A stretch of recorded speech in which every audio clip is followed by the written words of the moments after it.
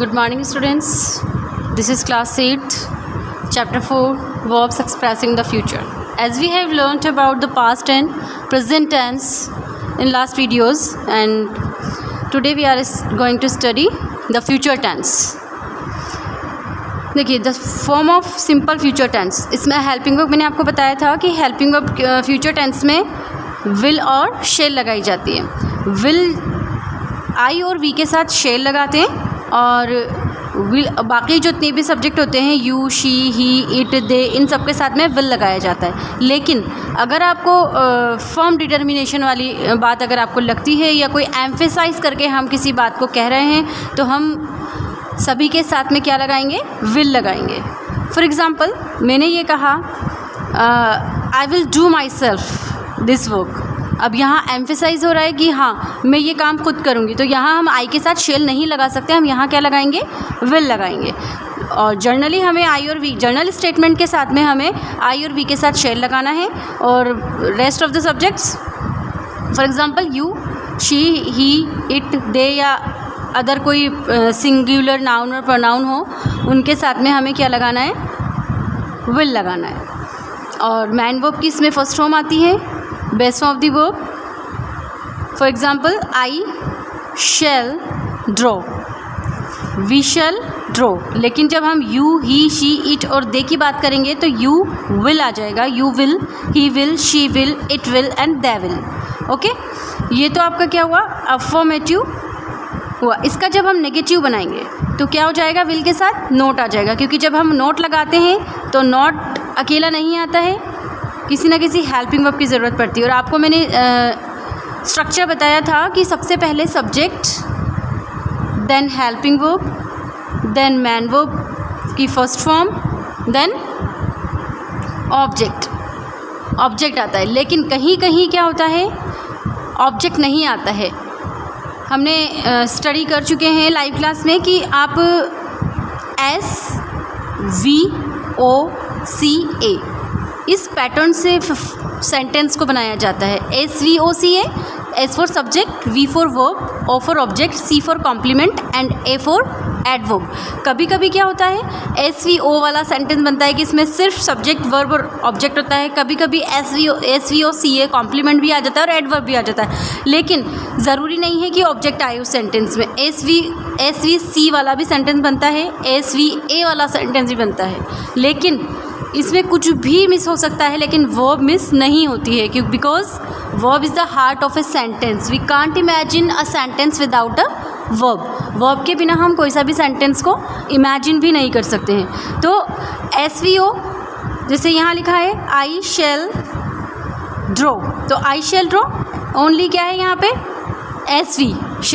Verb जो है वो शैल और ड्रॉ में तो वर्ब आ गया और आई सब्जेक्ट, तो SV वाला सब्जेक्ट भी बन गया. ऑब्जेक्ट यहाँ है ही नहीं. ऑब्जेक्ट का आंसर, ऑब्जेक्ट हम कैसे फाइंड आउट करते हैं? Take a verb in a sentence, take a verb and ask the question what और whom. व्हाट का आंसर जो मिलेगा आपको वो होगा आपका डायरेक्ट ऑब्जेक्ट, और whom का आंसर जो आपको मिलेगा वो होगा indirect object. Okay, and when we have to find out the subject in the sentence, we have to take again verb and ask question who. Who का आंसर जो होगा आपका वो क्या होगा? सब्जेक्ट होगा आपका. कभी भी आपको वर्ब सब्जेक्ट फाइंड आउट करना हो तो वर्ब से हमें क्वेश्चन करना पड़ता है. वर्ब लेते हैं और वर्ब लेने के बाद में हम पूछते हैं हु. तो हु से हु का जो आंसर होगा वो क्या होगा? सब्जेक्ट होगा. और वॉट और whom का आंसर आपको ऑब्जेक्ट से मिलेगा. ठीक है, तो I shall, what I shall, what I shall, इसमें वॉट का आंसर है ही नहीं. पेंटिंग अगर ये होता I shall draw a painting, तो वो अ पेंटिंग जो है वो क्या होता? ऑब्जेक्ट होता. लेकिन यहाँ पे सिर्फ S और V से बना हुआ है सेंटेंस, सब्जेक्ट एंड वर्ब. तो जब किसी वर्ब में ऑब्जेक्ट की ज़रूरत नहीं होती है तो वर्ब क्या कहलाती है? ट्रांजिटिव वर्ब, इंट्रांजिटिव वर्ब कहलाती है. There are 3 types of verbs, transitive, intransitive and डिट्रांजिटिव.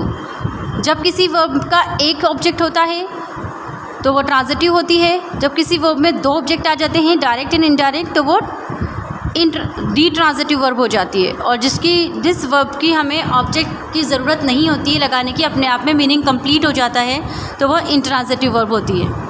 Okay, अब इसका जो अफर्मेटिव है और नेगेटिव, यहाँ ये इंट्रोगेटिव है कि जब हम इंट्रोगेटिव सेंटेंस बनाते हैं तो सब्जेक्ट और हेल्पिंग वर्ब इंटरचेंज हो जाते हैं।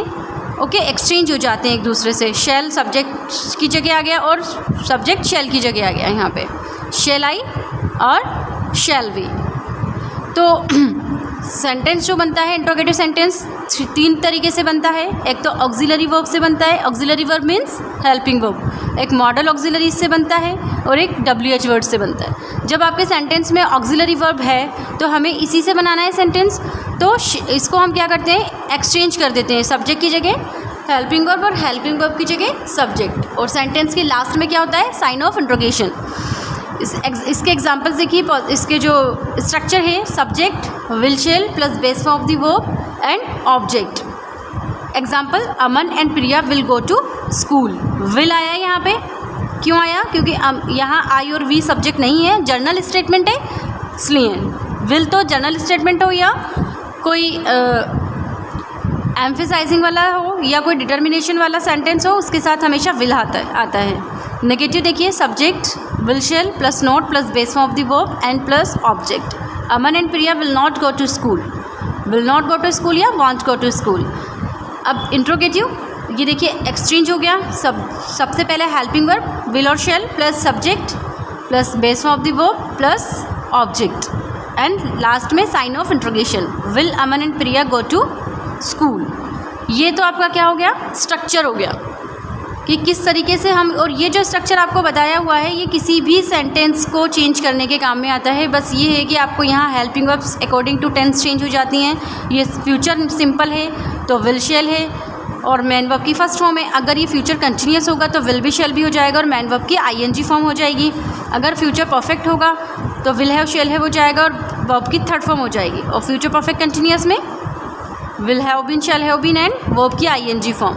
वर्ब की ING फॉर्म को हम प्रेजेंट पार्टिसिपल भी बोलते हैं, ठीक है। और वर्ब की थर्ड फॉर्म को पास्ट पार्टिसिपल बोलते हैं। और past participle, present participle, gerund and non finite verb जो होती है, टू इन्फिनिटिव जो वर्ब होती है वो नॉन फिनिट वर्ब में आती है। Interrogative negative, will shall plus subject plus not plus base form of the verb and object. Will Aman and Priya not go to school. लेकिन अगर किसी सेंटेंस में ऑक्सिलरी वर्ब के साथ में WH वर्ड भी आ जाए तो उसे कैसे बनाएंगे हम, देखिए क्वेश्चन वर्ड लगा देंगे पहले, फिर will shall, subject, base form of the verb and object. When will Aman and Priya go to school. Is that clear? तो ये तो आपका क्या हुआ, स्ट्रक्चर हुआ कि किस तरीके से आप फ्यूचर टेंस को अलग अलग फॉर्म में बना सकते हैं। अफर्मेटिव बनाना हो तो कैसे बनाएंगे आप, उसका नेगेटिव कैसे चेंज करेंगे और उसको इंट्रोगेटिव में कैसे चेंज करेंगे, इंट्रोगेटिव प्लस नेगेटिव में कैसे आप चेंज करेंगे। तो ये तो आपका क्या हुआ, सिर्फ फॉर्मूला हुआ स्ट्रक्चर के अकॉर्डिंग टू। और ये क्या कहलाते हैं आपके, सब्जेक्ट, विल शेल मतलब helping verb, man verb, object, ये कहलाते हैं elements of the sentence, element of the sentence, ठीक है। तो ये एलिमेंट्स के अकॉर्डिंग हम फ्रेम कर देते हैं उस सेंटेंस को। अब हम पढ़ेंगे uses of future tense, simple future tense. कि अब इसके, क्योंकि हमने प्रेजेंट के यूजेस पढ़े, पास्ट के यूजेस पढ़े, अब फ्यूचर की भी पढ़ना है हमें। तो uses of simple future tense, the simple future tense is used. अब कहाँ कहाँ इसका यूज़ होता है। The first one is to express the probable actions that will happen in the future. ऐसे प्रोबेबल जो ऐसे होने वाले हो, क्योंकि फ्यूचर में क्या होता है, ओनली प्रिडिक्शन होती है। हम श्योरिटी के साथ कुछ नहीं कह सकते कि ऐसा होगा। पास्ट के लिए हम श्योरिटी कह सकते हैं क्योंकि हमें पता होता है। हमें प्रेजेंट में भी हम श्योरिटी के साथ बात कर सकते हैं कि हम हाँ ये काम कर रहे हैं या हम ये काम करते हैं, लेकिन फ्यूचर में करेंगे। प्रिडिक्शन होती है ओनली। तो ऐसे प्रोबेबल, संभावना वाले जितने भी एक्शंस होते हैं उनको हम फ्यूचर टेंस से एक्सप्रेस करते हैं। जैसे we will buy a lot of gifts for the orphan kids on Christmas. We will buy, हम खरीदेंगे, ये क्या है, प्रोबेबल एक्शन है कि हम फ्यूचर में खरीदेंगे। अभी तक ना हमने खरीदा नहीं, ना हम खरीदते हैं, ठीक है। The students will participate in this movement against child labour. The students will participate. अब आप देखिए यहाँ पे सब्जेक्ट चाहे सिंगुलर हो या प्लूरल हो, आपको क्या लगाना है, विल लगाना है। देखिए वी के साथ में मैंने आपको बताया था आई और वी के साथ में हमेशा क्या आता है, शैल आता है, लेकिन यहाँ वी के साथ में क्या आया, विल। तो वी विल बाय। अब यहाँ आपको क्या दिख रहा है, डिटर्मिनेशन। आपको फर्म डिटर्मिनेशन जनरल स्टेटमेंट नहीं है, ये फर्म डिटर्मिनेशन आपको दिख रहा है कि we will buy lot of gifts for the orphan kids on Christmas. मतलब क्रिसमस पे हम ऑर्फन किड्स के लिए क्या खरीदेंगे, गिफ्ट्स खरीदेंगे। तो यहाँ क्या है, आपका एक डिटर्मिनेशन है, इसलिए यहाँ पर वी के साथ में विल आया है। अब स्टूडेंट्स है तो स्टूडेंट सब्जेक्ट जो है इसके साथ तो विल आना ही है।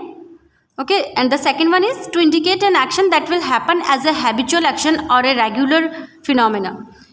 ऐसे एक्शन को इंडिकेट करता है जिस करने के लिए प्रेजेंट सिंपल यूज़ में लिया जाता है, जो कि हमारी हैबिचुअल एक्शन होता है। That will happen as a habitual action, मतलब हमें पता है अभी प्रेजेंट में हमारी जो आदत है, हमें पता है कि आगे जाकर भी हम यही करते रहेंगे। तो ऐसे एक्शन को, हैबिचुअल एक्शन को शो करने के लिए, इंडिकेट करने के लिए फ्यूचर सिंपल यूज़ में लिया जाता है। जैसे the bus bound for Amritsar will leave at 3 PM।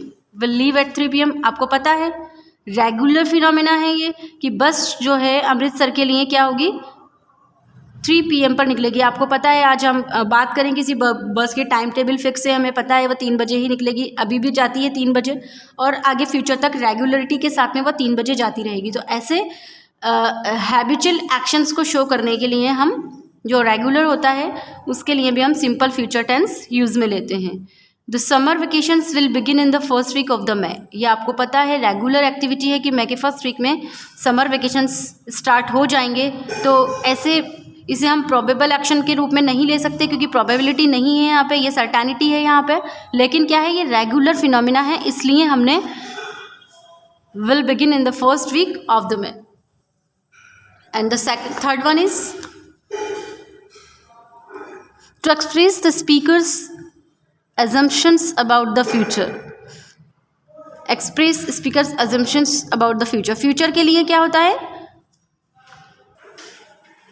Yes देखिए एग्जाम्पल देखिए, फ्यूचर के बारे में जब बात करें हमें पता होता है कि हाँ ऐसा कुछ होगा, मतलब पॉसिबिलिटी वाली बात आ जाती है यहाँ पे कि since it is holiday today, आज हॉलीडे है तो I think the roads will be pretty empty today. कि आज हॉलीडे है तो जो रोड है, क्योंकि हॉलीडे के दिन मोस्टली रोड होता है, डेली का जो रेगुलेटरी जो होती है लोगों की आने जाने की वो कम हो जाती है। तो हमें पता है कि आज हॉलीडे है तो ऐसा होगा कि रोड जो है वो एम्प्टी मिलेगा। I have a constant stomach ache, I think I will consult a doctor. मेरे कॉन्स्टेंट कंटिन्यूसली, मेरे कंटिन्यूसली क्या है, स्टमक एक है, तो मुझे क्या लगता है, आई think I will consult a doctor, तो मुझे लगता है कि मुझे डॉक्टर से कंसल्ट करना पड़ेगा। तो इस टाइप के जो यूजेज होते हैं वो फ्यूचर सिंपल के थ्रू एक्सप्रेस किए जाते हैं। When we decide to do something at the time of speaking, जब हम बात कर रहे हों उस टाइम पर हम कुछ डिसाइड करें कि हम ये काम करेंगे। For example what should I cook, मतलब यहाँ आपको एक डायलॉग दे रखे हैं यहाँ पे कि what should I do cook, I cook, there are no vegetables no milk. क्या पकाना चाहिए मुझे, ना वेजिटेबल्स है ना मिल्क है। तो बी सेकेंड पर्सन क्या बोलता है, I will go and get it from the market, I will go. अब यहाँ बोलते टाइम ही डिसाइड कर लिया कि नहीं मैं जाऊँगा और मार्केट से लेकर आऊँगा। अब नेक्स्ट वन ने क्या कहा, I have too much to revise for tomorrow's test and I am about to sleep. मुझे, मेरे पास बहुत सारा याद करने के लिए है लेकिन मुझे सोना भी है, तो I will get you some coffee. अब बोलते टाइम डिसाइड हुआ ये काम कि I will get you some coffee, चलो मैं आपके लिए कॉफ़ी लेकर आऊँगी। तो ये कौन सा एक्शन हो गया, ये when we decide to do something at the time of speaking, जब हम कोई बात बोलते टाइम ही डिसाइड करें कि हम ये काम करेंगे। फॉर एग्जाम्पल मैं आपसे कहूँ कि I will check your homework tomorrow, I will check your homework tomorrow, कल मैं आपका होमवर्क चेक करूँगी। तो ये क्या हो गया, जब मैंने बात की बोलते टाइम मैंने डिसाइड कर लिया कि मैं कल तुम्हारा होमवर्क चेक करूँगी। तो इस टाइम पे क्या होता है, जब हमें विल और शेल का यूज़ करना पड़ता है मैन वर्ब की फर्स्ट फॉर्म के साथ में अकॉर्डिंग टू सब्जेक्ट। विल और शेल अकॉर्डिंग टू सब्जेक्ट हमें यूज़ करना होता है मैन वर्ब की फर्स्ट फॉर्म के साथ। And the next one is to offer to do something और to ask somebody to do something और to promise to do something means to say किसी को ऑफर करना कुछ करने के लिए या किसी से पूछना कुछ करने के लिए या किसी से प्रॉमिस करना, ठीक है।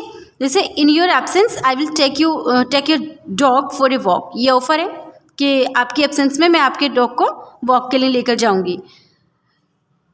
ये रिक्वेस्ट हो गई आपकी कि will you please book my tickets for the screening of the play the beauty and the beast.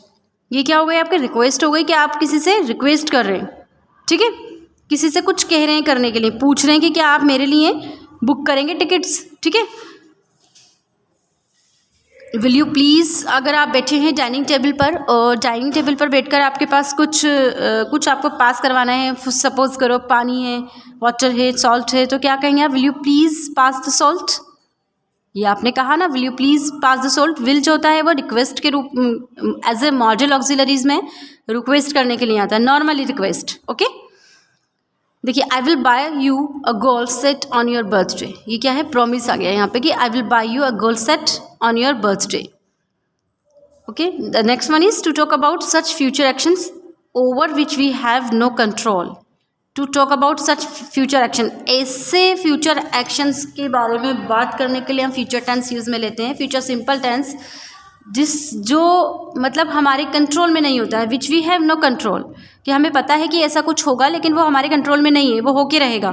For example, do not stand in front of the door, the metro door will open and a lot of people will deboard. Deboard just opposite the board, board means होता है चढ़ना और डीबोर्ड उतरना, ठीक है। तो अब ये हमारे कंट्रोल में है ही नहीं ऐसा एक्शन जो होगा वो हमें पता है, हम रोक नहीं सकते इस बात को, तो हमने उसको क्या कहा, वार्निंग दी कि do not stand in the front of the door, the metro door will open and a lot of people will deboard. It's my birthday next week, I will turn 12। अब ये भी हमारे कंट्रोल में नहीं है कि अगले हफ्ते मेरा बर्थडे है और मैं 12 की हो जाऊंगी, तो ये हम रोक नहीं सकते। ऐसे फ्यूचर में जो चीज़ होनी है उसके ऐसे फ्यूचर एक्शंस को जिसको हमारे अंदर कंट्रोल में हमारे नहीं होता है, उसको भी एक्सप्रेस करने के लिए फ्यूचर टेंस यूज़ में लिया जाता है। आपके सेंटेंस फ्यूचर सिंपल के यूजेस हो गए हैं। आज के लिए सिर्फ इतना ही। Thank you.